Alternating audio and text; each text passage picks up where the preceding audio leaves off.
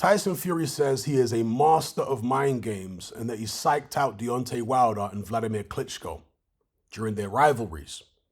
He says that I psyched out reigning champions like Vladimir Klitschko at weigh-ins and media events. Anyone hoping to have a go at me in the build-up to a title bout is plonked onto an emotional roller coaster. The ride shakes them up, corkscrews them around, and chucks them into a loop-de-loop. Having been spat out at the other end, feeling totally wrecked, most of my rivals are left thinking, what's what and who's who? From that moment on, they see a different person every time they look at me, and it always freaks them out. When the time came for me to face Wilder in the ring for the third time, I knew he was there for the taking again, because he'd sat through our LA press conference in June wearing a pair of sunglasses and a set of headphones. That had revealed serious lack of self-belief. All right, those are the words of Tyson Fury. Now, you guys know I often speak out about Fury being dishonest regarding certain things and trying to manipulate public opinion and public perception. But in this instance, I have to 100% agree with Tyson Fury. He is the master of mind games. Not only mind games on his opponents, but mind games on the public too. But in the boxing context, right, against his opponents, this is obviously a massive asset for Tyson Fury, being so mentally strong and having such a good and possibly innate understanding of human psychology and how to get under an opponent's skin, how to unsettle them, how to unnerve them, and also how to spot weaknesses in the opponent. Some people just naturally, without being taught, without reading them a million Carl Jung and Freud books and all this kind of stuff, without any of that, they just have this innate ability to understand how other people are thinking and feeling and then act accordingly. And in the context of boxing, of course, that can mean intimidating the opponent, unnerving the opponent, and Tyson Fury is one of these people who has a very good, at least in a boxing context, he has a very good understanding of psychology. And he uses that to his advantage. And this is not to be underestimated in boxing. We often talk about the technical aspect of boxing. We talk about the physical aspect. We talk about age. We talk about, punch resistance and heart. But the mental side of boxing is so, so important. You'll often hear trainers say that boxing is 80% mental. They use these arbitrary figures, 80% mental, 20% physical. But whatever percentage you want to put on it, it's certainly a very, very significant thing, the psychological side of it. And it becomes more and more significant the further you go up in boxing. Once you reach the elite level, you've got guys like Tyson Fury up there who are so mentally strong and who are so good at manipulating the psychology of other fighters that unless you're on his level or close to his level psychologically, you've got absolutely no chance whatsoever. Forget about how good you are physically. You have to be on or close to his level psychologically. And at the moment, in terms of the top guys, Usyk, I would say, possibly could be on that level. He's certainly very strong, Usyk, psychologically. I mean, we've seen him go to people's backyards and pick up so many titles. That takes a lot of mental strength.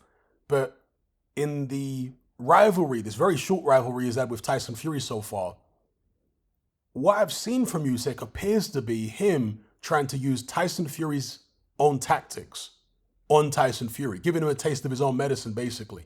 Coming out saying, oh, Fury's scared of me, and, this, that, and the other. And just being very Fury-esque. It's the first opponent. I know Wilder, with his emotionalism, tried to say a little bit of that stuff after the first fight, but of course that disappeared after the second fight, right?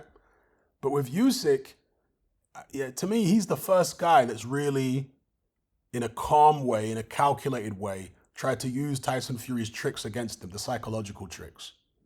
And I've compared Tyson Fury in terms of his mental approach to Muhammad Ali over the years. Because Muhammad Ali, and look, they're not exactly the same.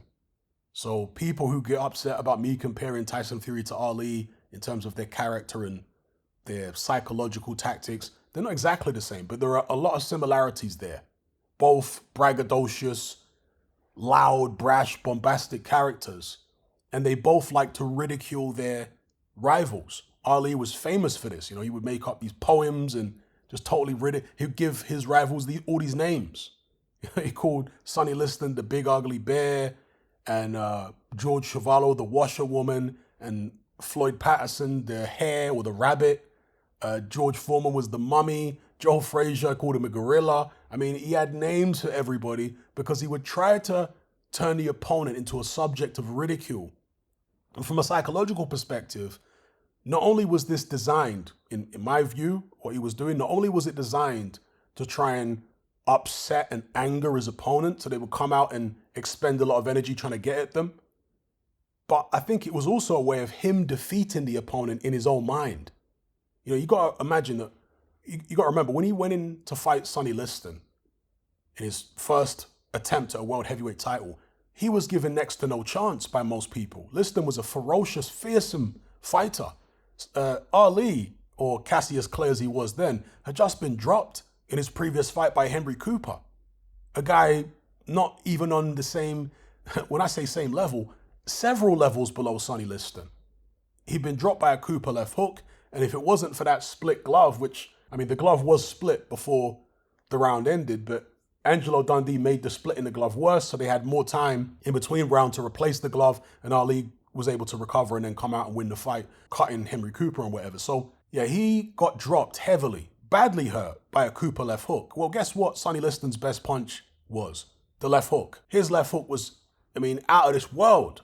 And so people are looking at it like, if you're getting dropped and nearly knocked out by Henry Cooper in your fight before, and then you're going in against Sonny Liston, whose left hook is 10 times what Cooper's left hook is, you got no chance, right? Ali, going into that fight, I think he admitted at one point, he was scared. But saying all this stuff, calling Sonny Liston the Big Ugly Bear and, you know, mocking him and all this kind of thing, it's his way of trying to defeat Liston in his own head. You see what I'm saying? He tries to make fun of him and ridicule him. This is going to sound a bit funny, right? But I got younger siblings and cousins and stuff like that. So yes, I'm familiar with the Harry Potter films. I know there are going to be people in the comments already saying, no, Hatman, don't try and blame it on your younger siblings or your cousins. You're a Potter fan. Don't try. I know people are going to be trying to do that. But anyway, in one of the Harry Potter films, there is a creature, right, which the teacher shows to Harry. And it's this shape-shifting creature which can basically turn into your worst nightmare. It can't actually harm you, but it can turn into your worst nightmare.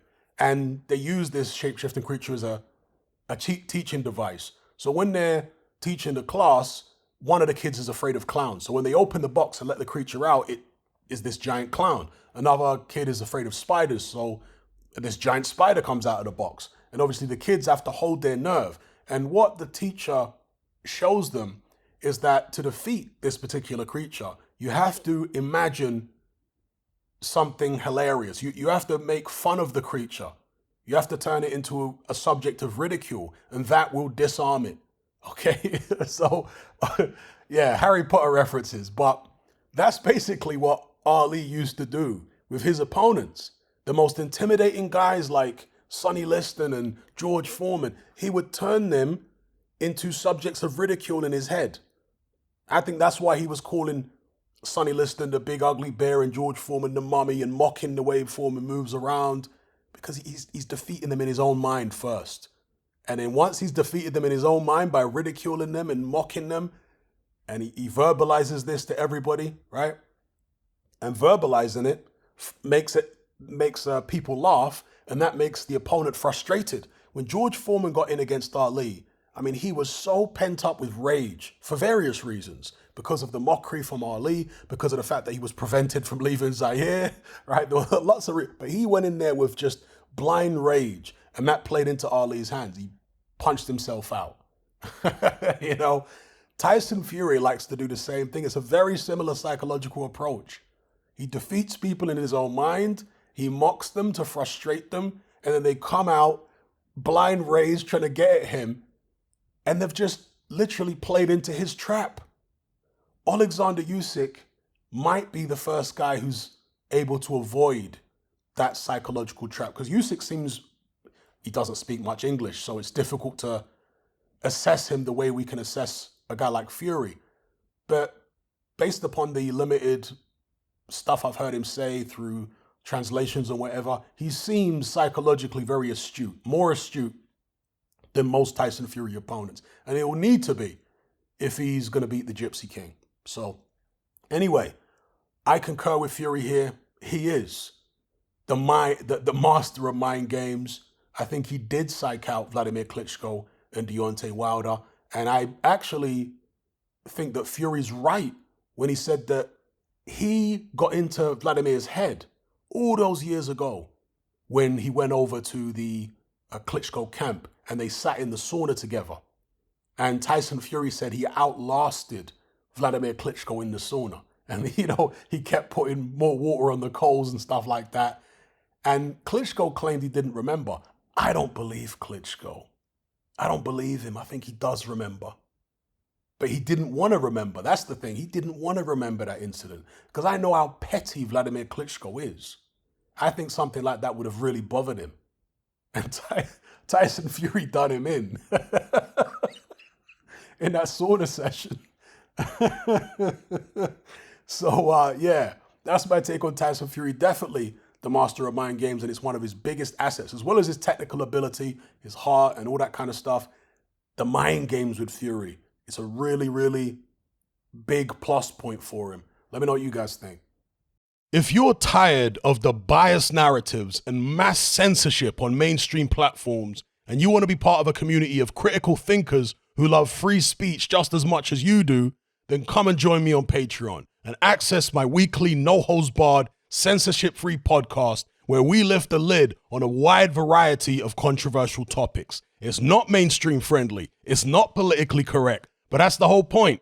We dare to stand as a beacon of reason against an army of insanity. Just head on over to my Patreon page and select the tier called Hatman Hot Topics. You'll gain access to a minimum of 2 hours of exclusive content every single week, including podcasts, videos, interviews, live stream Q&As, as well as my popular Confessions of a Nightclub Bouncer series. Not to mention a vast back catalog of hundreds of hours of previous episodes. You can listen via the Patreon app with the option to download in high quality MP3. We've also got an Element group where you can come and chat and hang out with myself and other members. Unlike Discord, it has full end-to-end encryption, is decentralized, and it's 100% censorship free. You can also send voice notes as well as much larger audio and video files than you can on Discord. So come and sign up on Patreon. There's no contract, there's no commitment. You can cancel at any time, and it's cheaper than a cup of coffee. So I'll see you over there. I'm out.